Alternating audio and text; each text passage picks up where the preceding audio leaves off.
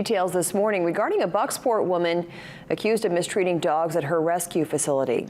44-year-old Alicia Krutaleski is the owner and operator of Coastal Dreams Rescue and Sanctuary on Millvale Road in Bucksport. She's currently under investigation for animal cruelty. A court complaint shows Krutaleski is facing 6 felony charges of aggravated cruelty to animals and 1 misdemeanor charge of cruelty to animals.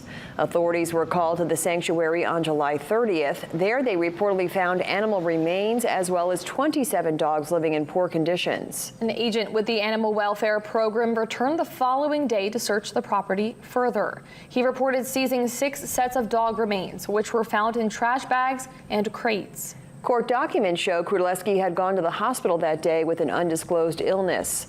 A spokesperson with the Animal Welfare Program says all the dogs were placed in shelters and rescues and are doing well. He adds the dogs have either cleared the legal holding period or will soon clear it and may be available for adoption.